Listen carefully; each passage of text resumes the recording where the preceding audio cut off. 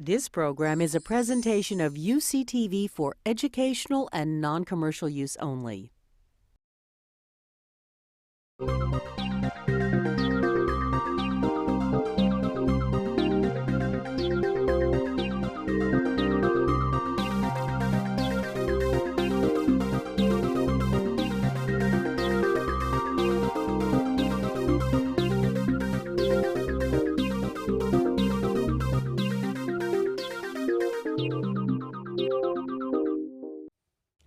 Welcome to A Conversation with History. I'm Harry Kreisler of the Institute of International Studies. Our guest today is Oronto Douglas, an environmental human rights lawyer and an advisor to the new president of Nigeria. Oronto, welcome back to Berkeley. Yeah, thank you, Harry. Thank you.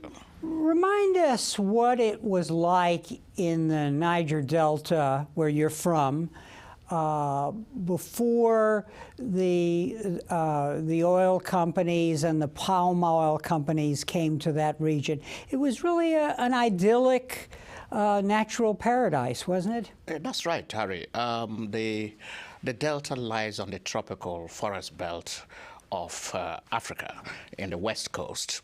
And it is a region that is blessed with a huge and interesting biodiversity of birds, animals, variety of fishes. And in fact, the people who live there didn't have to look elsewhere to be able to survive. It was a beautiful environment with clean air, water, and everything that can sustain life. And you were born and raised there, and you came from a fishing family. Yes, my parents are agrarian. My father, fisherman, and farmer. My mother, a traditional midwife. And so we were rural. We were communal. We were people who live on land. We depend on nature. So that's the kind of setting where I come from, a community that is called Okoroba in present-day Bayelsa State.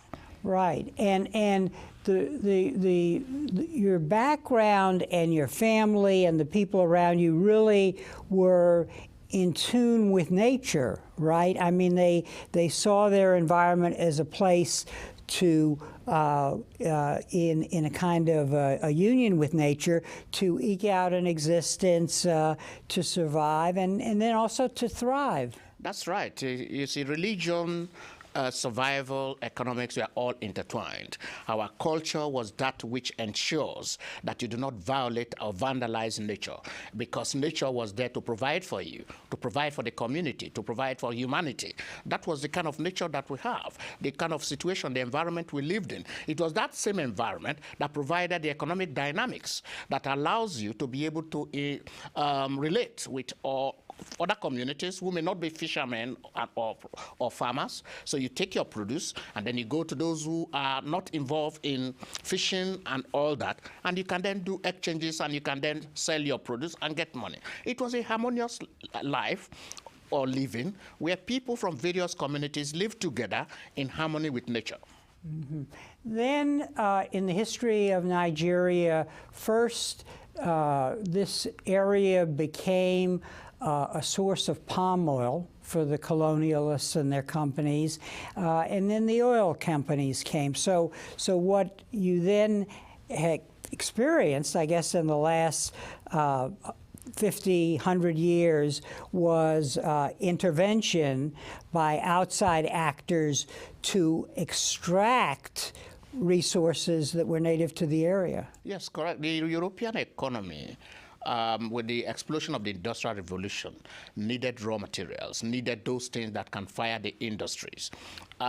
Without being disrespectful to Europe, Europe had to depend on Africa for its raw material, because I think they didn't have enough to sustain the booming population, the industries that were exploding all over the place, and their relationship with resources was not one that allows them to remain at home, but to go on adventure. So Africa became a playing ground for the looting, for the taking, for the exploitation of resources to the betterment and development of Europe. So the palm oil era was one momentous era where Europe needed palm oil for its industries. The Niger Delta was the epicenter for the production of palm oil, and Europe came and Europe took, and Europe never really paid true value for the palm oil that they were taking. That was about 100, 200 years ago. Now, the oil industry came. Palm oil is still there, but by the 1956, oil was discovered in Oloibiri, in present Bayelsa State again, in the central part of the Niger Delta. Again, Europe came, then followed by the Americans with all kinds of oil companies, Chevron, Exxon, Mobil, all. Then the Italians, Egypt, then the Dutch, Shell. All these companies descended on the Niger Delta and began another scramble for the capture of the resources of the peoples and communities of the Niger Delta. And in your personal life, you were there when, in an earlier period before the extreme devastation had come, and so you had gone away for schooling, and then when you came back, you really were in a position to see the difference between what had been and how that world had changed. Yes, I left home very young. I haven't enjoyed the beauty, you know, the vandancy of what was there, the tropical forest, clean air and water. All those things I enjoyed as a child. Now, when I left home for education in the southwestern part of the country and later returned to Port Harcourt for my university education before going to England for my master's, I went home and the situation had changed. The river had been canalized, you know, forests had been vandalized. There was massive poverty everywhere. There was also anger. And it was not what we were used to. It was a big shock. It was not something that one could take. We have to discuss. We have to meet, to agree, to do something about the situation. Mm-hmm. And let's be a little more specific. So in a way, what was affected was the despoiling of the land and the water, with consequences for health, with consequences for earning a livelihood, sort of a kind of a devastation, a generalized devastation, but that I guess the people must have felt powerless to do anything about it. Yeah, because the people were used to depending on nature. They want fish, they simply enter their canoe and go into the river. They want some fruits or vegetables or some other roots, they go to the farm to collect and live. They never aspired to live an outlandish kind of life. Now, to now be forced to lose the clean water, the pure air that they breathe, to be forced to lose the fishes in the river and the animals in the forest to be driven away or killed or hunted. All this was too much for them to bear. It was a shock to them, and the communities have never recovered from it. Mm-hmm. And where was the Nigerian government or the regional government as this situation evolved over time? I mean, I guess we now know that they were not there to protect the people. Not at all, because if you look at the history of Nigeria, we got our independence from the British in 1960. And shortly after that, the military came in and took control of the apparatus of government, from local government to the federal. It was a command and control mechanism that they imposed. The soldiers were in total control of the country. You know, for almost 40 years, they were in charge. They ruled the country. They were in alliance with the transnational companies. They dominated the space. They dominated our life. They collaborated to ensure that the land, the water, the forest, the fishes and animals were not protected. This is sad. And these are our own Nigerians, fellow Nigerians, who were holding guns and dictating to the rest of the country that this is the way Nigeria has to be, according to them, to rule Nigeria through the barrel of the gun. That was the scenario until popular people's movement, pro-democracy movement, human rights activists, groups demanded that the military have to leave until we got our semi-independence from the second independence, if you like. If the first independence we got was from the British, we now have a second independence from the military authorities, which we got in 1999. And how do you account in addition to being military regimes, how do you account for the corruption that took hold? Was it the overwhelming power of the oil companies, or was it the resources that were generated, which then could be privatized and put in the pockets of the leaders? Oil generally corrupts. Oil pollutes. Oil creates chaos and confusion in any place that it is found, whether it is in the United States or it is in Nigeria.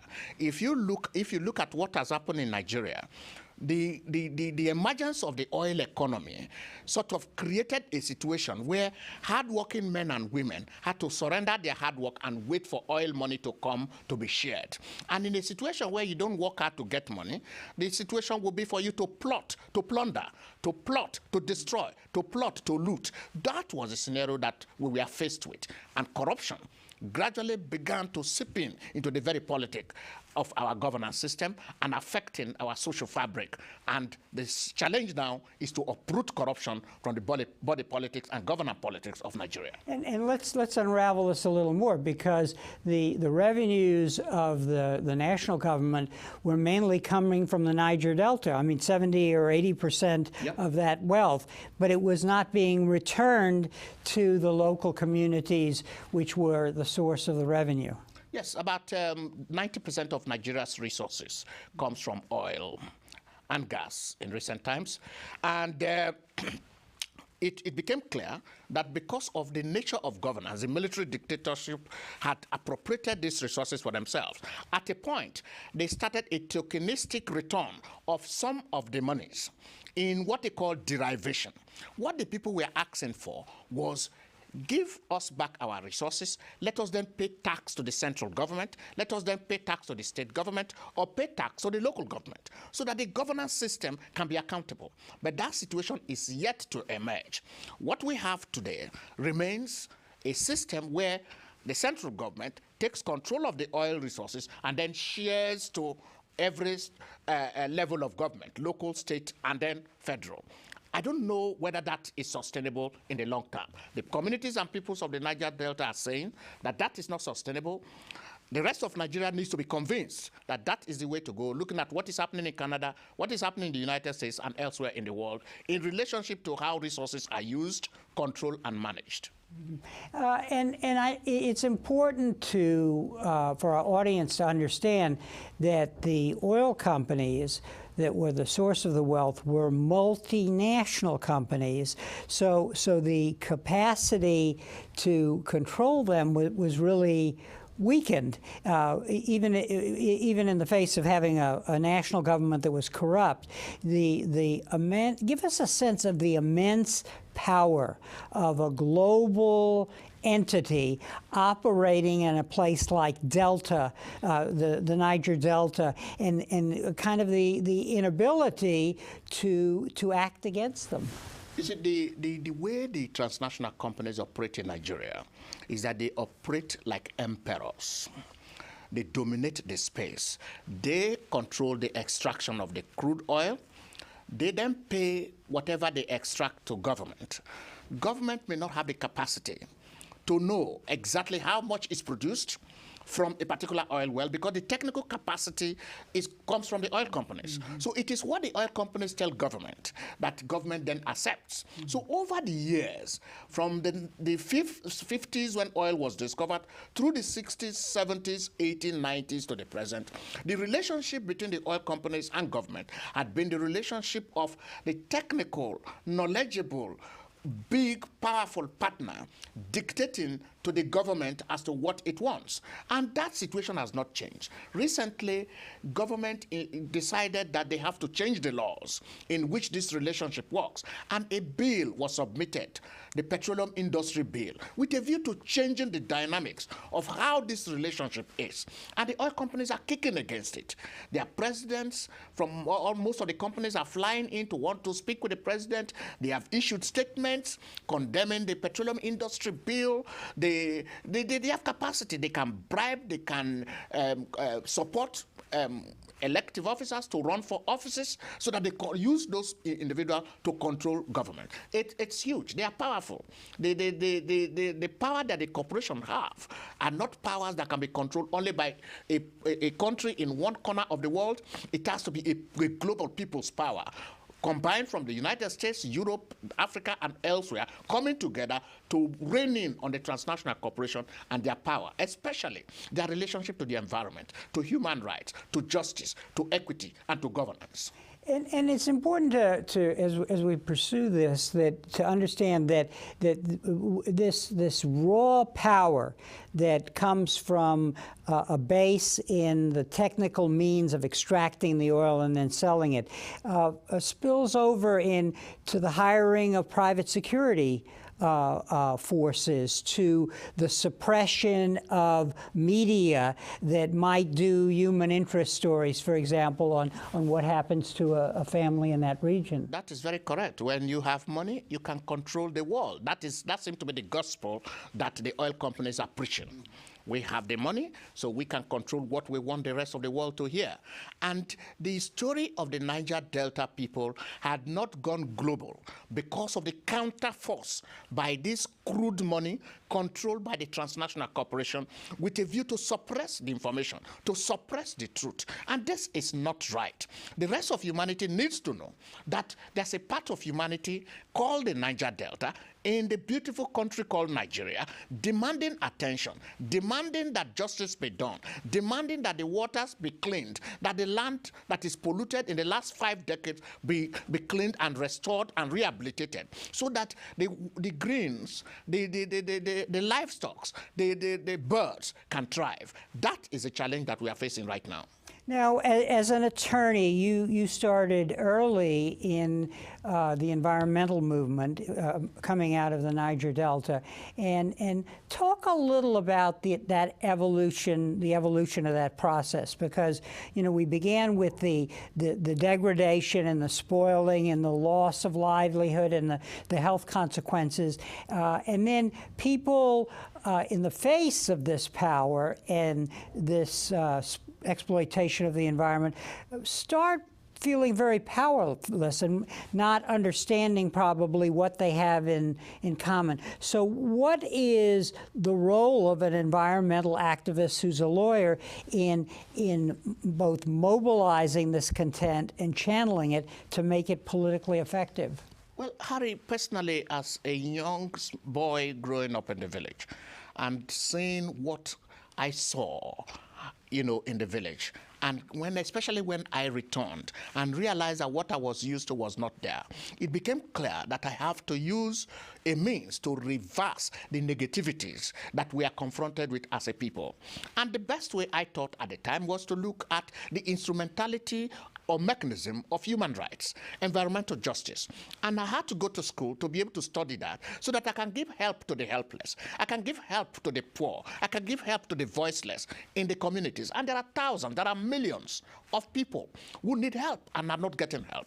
So our evolution from being a victim to being an advocate for equity, for justice, was a natural occurrence that was impelled, encouraged by the determination to see that justice is done. Those inspiration that came to us is going to come to thousands of people, whether in the United States or elsewhere in the world, so that justice for our planet is done today, not tomorrow.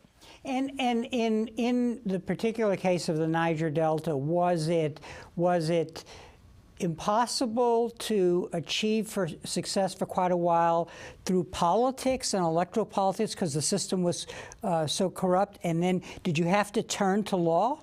It has to do more with the nature of government that we had. Like I mentioned, we were under jackboot military dictatorship for many, many years.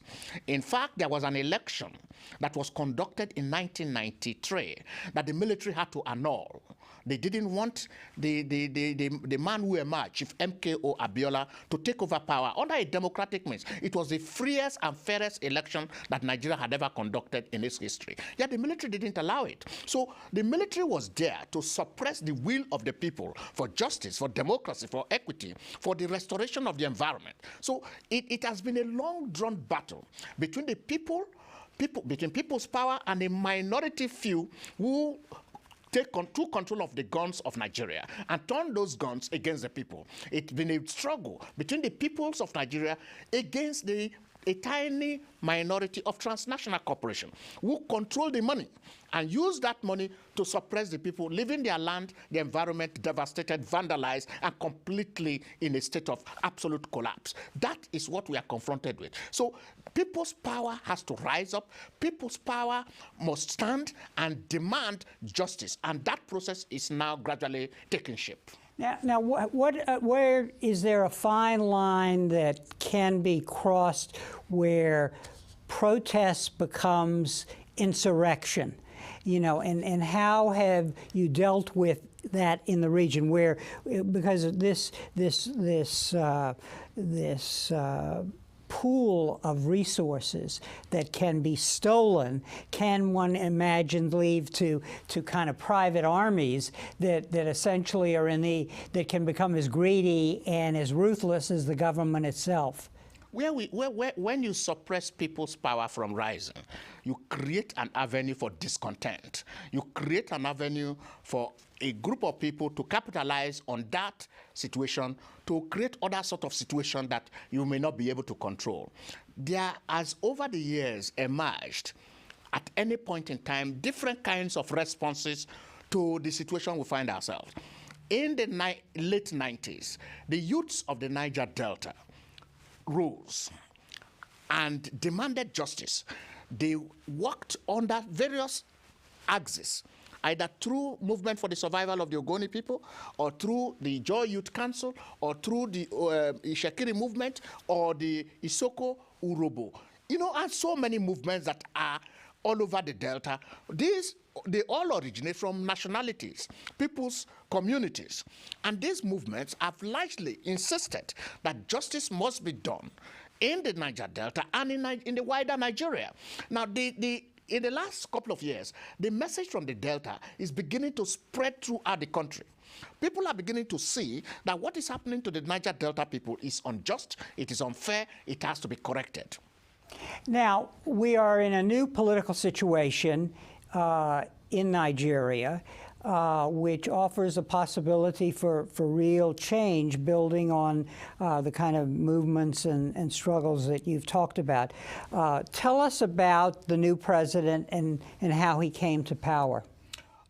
Goodluck Jonathan is an academic, holds a PhD in zoology, and had been teaching most of his life.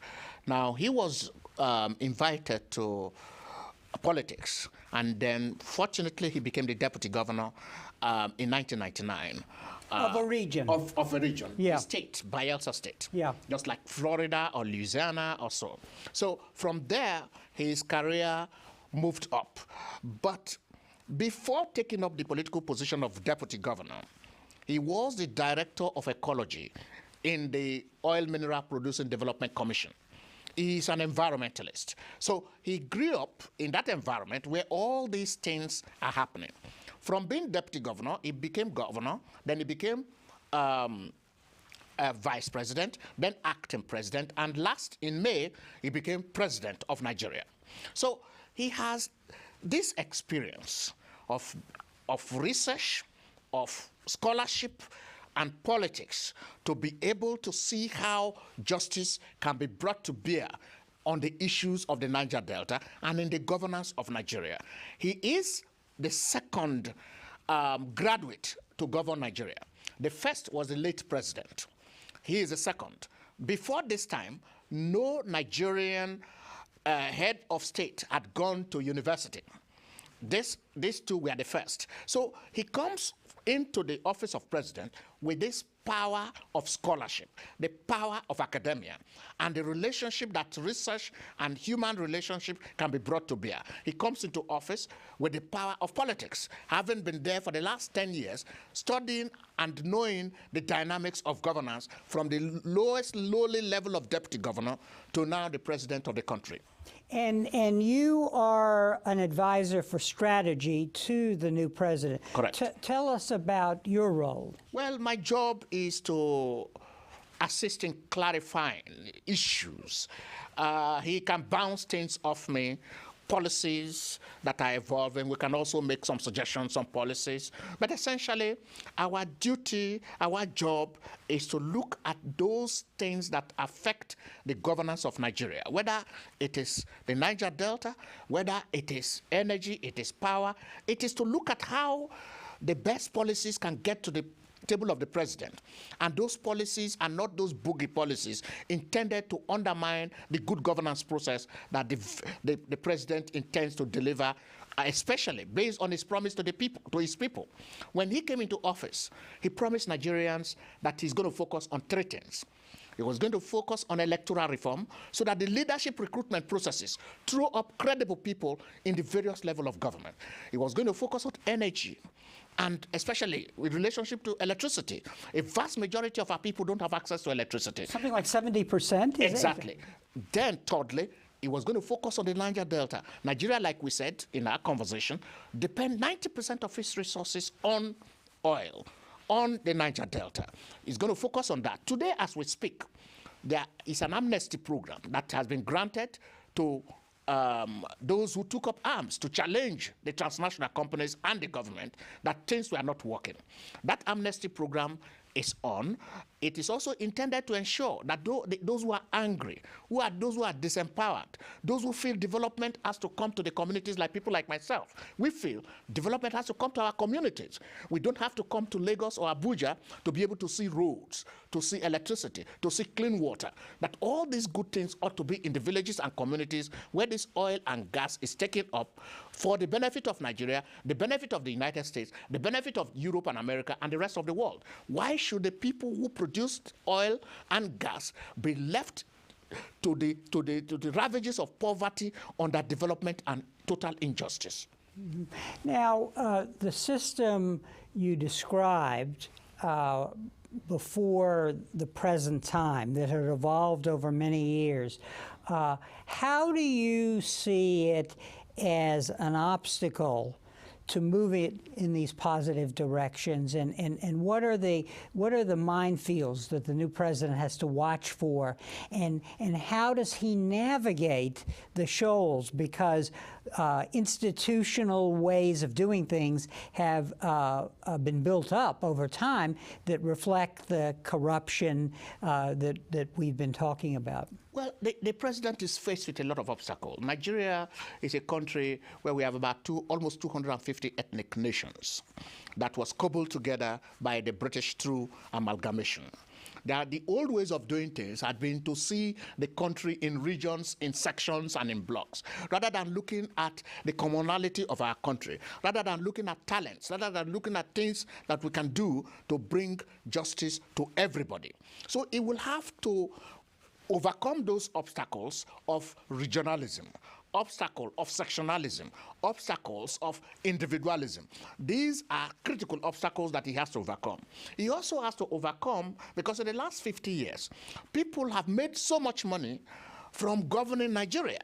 So they are so powerful, and they have amassed this wealth, and they can use this wealth to destabilize any government that is in power that does not kowtow to their wishes. So he has also to understand that these are there. The other obstacle is the obstacle of the transnational corporation. Will they give him chance to reform the governance processes in the oil industry? Will they give him chance to look at the whole question of environmental degradation and responsibility? Will they give him time and opportunity to look at the whole question of sustainability in terms of responsiveness and responsibility of the transnational corporation to the communities? Will they give him time to protect the culture of the people, to protect the environment of the people? Will they support him in doing that? These are the challenges that Goodluck Jonathan, president of Nigeria today, is faced with. However, he has opportunity and he has certain blessings. The blessings are, he by nature is a very calm, humble, and very intellectual person, and he is not arrogant. So he has a capacity to attract people to himself. He also has a huge support from the youths of Nigeria who are on the receiving end of bad governance. The youths of Nigeria today, a majority of them are not employed. The youths of Nigeria today are yearning for change. They demand to take charge. They want to be in government. They want to be in politics. They want to be able to bring their talents to bear. They are not being given the opportunity. So Goodluck Jonathan has that support of the youths to say, go ahead and change things. And about 60% of the population of Nigeria are between the age bracket of, between the age of 15 and 45. So it's a critical mass that is there to support him. So if those old guards do not support him, the youths will rise and say, change is now. And I am very optimistic that changes will follow. With your background in the environmental movement, you must have a real sense of on the one hand, mobilizing constituents, channeling their disconnect, but also thinking about how you involve people in the institutions that are emerging. How do you do that at the presidential level? Because as somebody from a particular region, you know, where you're on the ground and so on, but when you're thinking nationally, we in the United States have had hopes in the recent election for there to be major reform, and there's some disappointment here when reform isn't institutionalized in the way we hoped. What do you see as the problems for your president? Well, the challenge of mobilization, the challenge of institutionalization is actually lies in the challenge of understanding and having the key to unlock those challenges. To mobilize the people, you must put in those policies that will attract them. To institutionalize a policy, the policy must be right. Now, what are those policies that need immediate and urgent institutionalization? Electoral reform. We need to have credible elections that the nation will have trust in. The rest of humanity, the international community, will bear testimony to. And that is a big challenge. However, to mobilize the people to bring that about will mean that the messages must go to every individual who has a right to vote, who has a stake in our democracy. And that message must be sent out. We have to use all resources available to us, radio, television, newspapers, community movements, community structures, to be able to get this message to the people. The NGOs, the CBOs, all must be involved, because to mobilize this critical constituency is important. Power has to be returned to the people. Power has remained in the hands of a few. The challenge now, the biggest challenge, is to return power to the people so that the people can control those who govern. You were a guest on our show in 2001, and I went back in preparation for today's interview to look at that transcript. And at that time, you said you had traveled to the Gulf of Mexico in the United States, yes, and you saw the situation there with the oil companies, that they reminded you of the situation in the Niger Delta. And we now are in July 2010. We've had the BP explosion, and I think that what you were saying then has new meaning for everybody in the United States. So So first thing I want to ask you is sort of reflecting on this evolution of your own insights over time and how it affected the Niger Delta region. Give us your thoughts on what we're witnessing in the Gulf today. We're in approximately day 68 of the BP oil disaster. You see, I traveled along the Gulf Coast in 2001. I visited communities and I saw with my very eyes the problems that transnational corporations were causing. But those problems at the time pale into insignificance. If you relate that to what is happening in the Gulf today, the BP explosion created and changed the game. Whereas the pollution we saw in Louisiana and other communities in the Gulf many years ago was the kind of pollution that somebody who lives in New York or San Francisco or Charlotte will not see because it is not in his or her backyard. The BP spill dramatized and globalized the pollution that an oil company can do to a people. Now, if you take that back to my homeland, from the Gulf of Guinea to the Gulf of Mexico, from Bayelsa to Florida, you will realize that the pollution that has occurred today is one that is devastating not just the immediate communities where people will not see, it is destroying the entire region. On July the 4th, I watched television program of empty beaches in America. These were beaches that were used to be flourishing. These were beaches that turtles come to nestle. These were beaches that birds, now coated in crude, are now being seen everywhere. If you compare the dramatic pollution in the Gulf of Mexico to the pollution in the Niger Delta, again, the Gulf of Mexico pollution pales to insignificance because for 50 years, we have had an equivalent of an Exxon Valdez every year in the Niger Delta. So we've been having an Exxon Valdez a year. We've had more than 7,000 polluted sites in the country and several millions of barrels spewed into the entire region. It is a shock. The world needs to rise. The world needs to say enough is enough.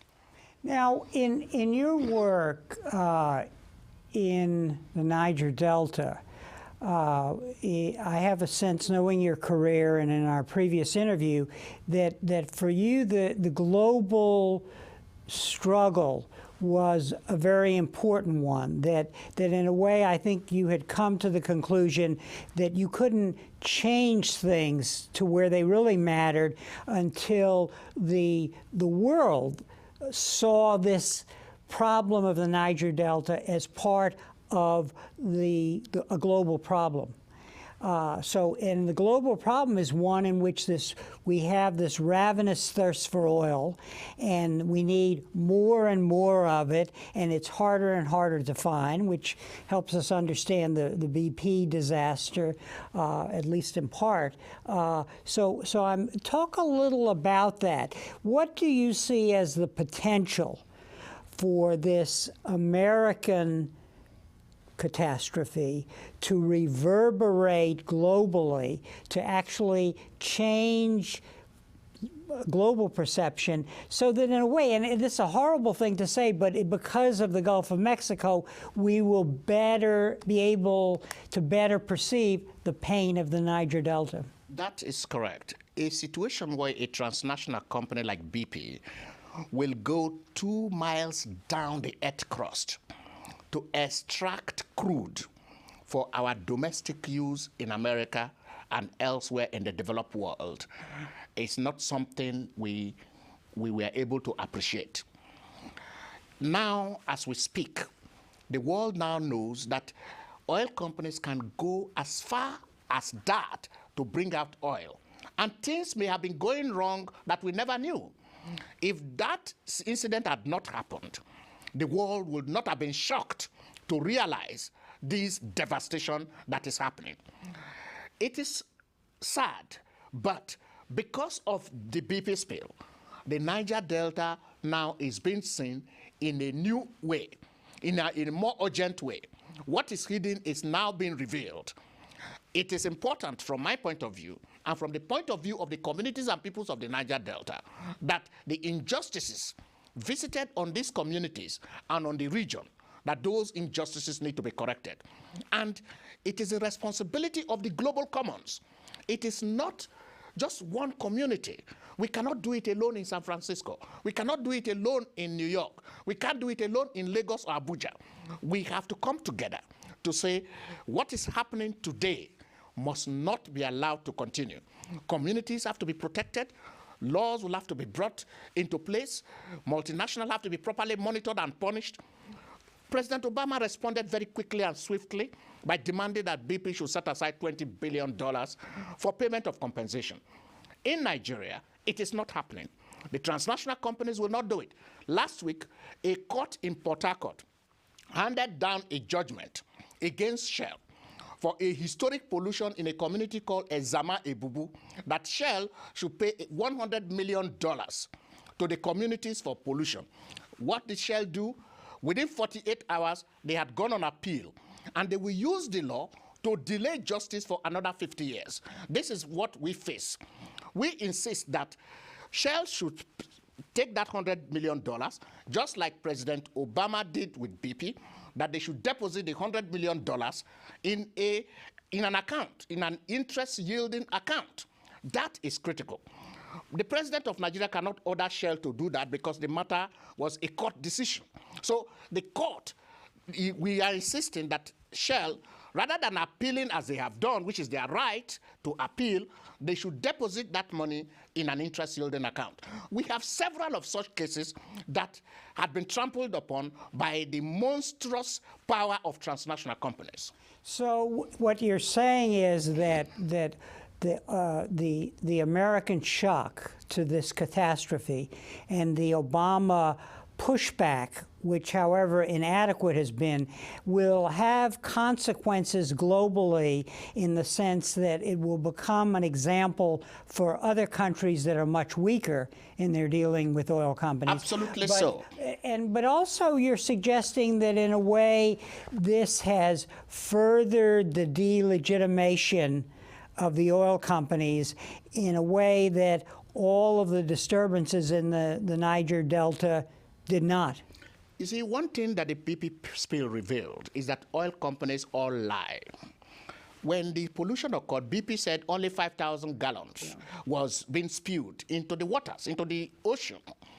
It became clear that what was being spewed was several thousands of barrels, over 60,000 barrels or so, being pumped into the oceans, into the waters of ordinary people of America.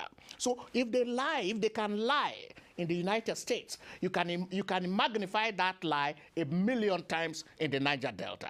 So where, for example, they say spill was caused by sabotage, you can be rest assured that the spill was caused by corrosion, by malfunction, by carelessness and recklessness that has become the stock in trade, because most of these pipelines, most of this infrastructure were laid in the 70s. This is in Nigeria. In Nigeria, yes. Yeah. So it's important that the world come to understand that the issue of oil and gas, the extraction of resources, cannot be resolved only by the communities and peoples of Nigeria.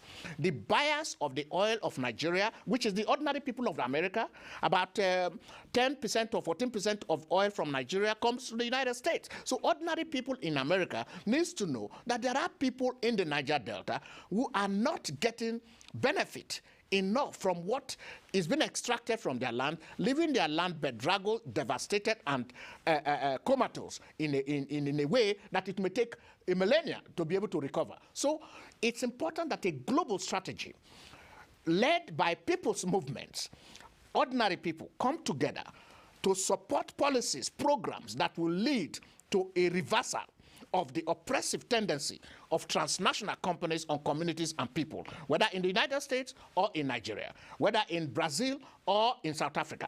Regardless of where this is happening, companies must be brought to account. And I guess I am not sure in my own mind yet how this will happen. I understand where if Obama pushes back and your president or your courts follow that example, that begins to happen. But if you look at the tragedy here in the Gulf, it's quite amazing that the coverage on our media, in our media, with rare exceptions like the New York Times, has not made a comparison with the situation of comparable regions like the Gulf. You don't see news clips on the evening news here comparing the Gulf with other parts of the world. You see the anguish of the people, and that's a very important building block. But what is going to be the connectivity, the connection, the link, the spark that makes people here see how their plight is like the people there in Niger Delta? Well, I don't want to be cynical. Maybe you need another BP explosion. Yeah. And another one, and another one.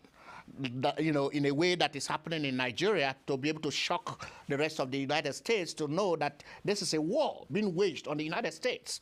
It's an ecological war being waged on the United States. We have been facing that war for 50 years. You know, we've been shot at. We have been, you know, suppressed. The communities have been devastated and destroyed, all because of oil.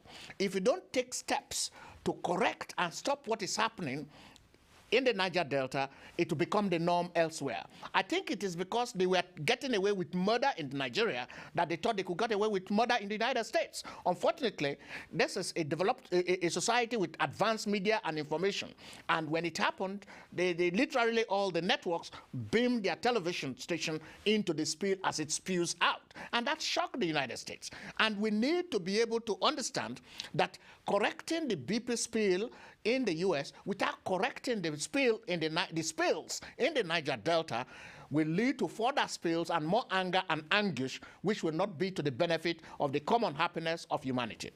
Now, we are doubly guilty in a way because we are the devourer of the oil, especially, you know, as are other industrial societies, and we probably have done the least to move in a direction of not needing the oil. How do you see that as part of this equation? Because it is the case that we need the oil, and it is the case that on the Gulf Coast, a lot of those communities benefit from the drilling of the oil. So the governors are ambivalent about screaming bloody murder because they're afraid that they will drive the oil companies away. Well, the governors need to look at 50 years down the road, 100 years down the road. Oil was not here 200 years ago. And the generation that is to come, what will they say of their ambivalence? What will they say of their temporariness in looking only at the immediate benefits that they get? They have got to look at how to protect those beaches, how to protect the coast, how to protect the rivers and waters for generation that is to come. If politics is about thinking of the present, then politics is dead. Politics must be about thinking of the present and the future in a way as to protect the people of the now and the tomorrow. If we don't have that in place, then whoever is following an agenda of selfish protectionism of the now is leading that community or those communities to doom. We cannot be part of that. We've got to look at the situation 50, 100, 200 years down the road. 1,000 years from now, what are we going to give or surrender to the generations yet unborn? Are we going to be selfish in the present and live a very high standard of living, good quality of life, and then the people that are coming are then surrendered to live a reckless life, short life, a life of ill health, that they will not be happy. Why should we be happy now and create unhappiness of the future generation? I don't think it's right. The governors need to rethink their strategies. They need to support the ordinary people of the United States to say no. Now is the time to move to alternative energy that will ensure that planet Earth is protected. If in our audience out there are people watching, what would you like them, and obviously they're watching daily what's happening in the Gulf, what would you like to leave them with in terms of a message, because clearly you've been in a region that has suffered catastrophes like this it's happening in the Gulf many times over, and you've actually worked politically at changing the situation. What is the central lesson then once they see the comparison with what happened in your region? What is the added element that you have learned that you can convey to them? Well, the message to people who are just witnessing or experiencing oil spills, the lesson and message is that oil spill kills. Oil pollution devastates. Oil pollution creates chaos, confusion, and disunity and disorganization wherever it occurs. Oil spill corrupts. Oil spill has a tendency to ensure that the tomorrow's generation do not benefit the bounties and beauties of the present. It is important that the bounties and beauties that I speak about as a child growing up, which I then later did not see as a young adult growing to become an adult gradually, that changes. It's not what you want to present to the children of tomorrow, to the youth yet unborn. This is a challenge we need to tackle. And if students were to watch this program, how would you advise them to prepare, for their future? You emphasize that the youth vote is a very important constituency, the people who are going to live in the future. So how should they prepare for the future, both in terms of their study and their activism? The future belongs to the student. Every student now is either a leader tomorrow or the maker of a leader tomorrow. You are a citizen and you are a patriot. It is important that students organize, they mobilize to support processes that ensures that transnational companies do not run riot on lands of the poor, of the helpless.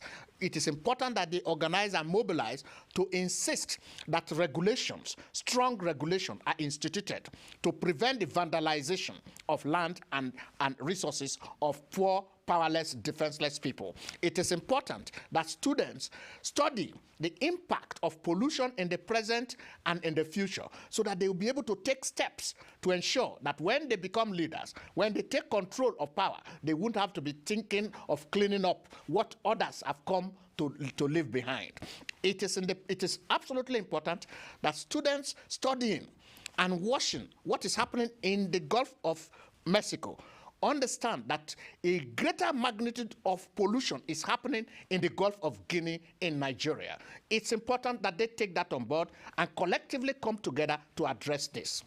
If one final question, if you happen to be present, and it's not impossible, at a meeting between President Barack Obama and President Goodluck Jonathan, what would you like to be on the agenda that relates to the issues that we've been discussing? Cooperation between both countries to rein in the transnational companies, to advance the whole question of alternatives, energy, new technology, to bring about a better, cleaner planet. That will be on the agenda. Second on the agenda is good governance. Cooperation between the two governments to ensure that accountable leadership is on top of the situation. On that note, and hope for the future, Oronto, I want to thank you for your work in Nigeria and globally, and thank you for coming back and being on our program. Thank you so much, Harry. Thank you. And thank you very much for joining us for this conversation with history.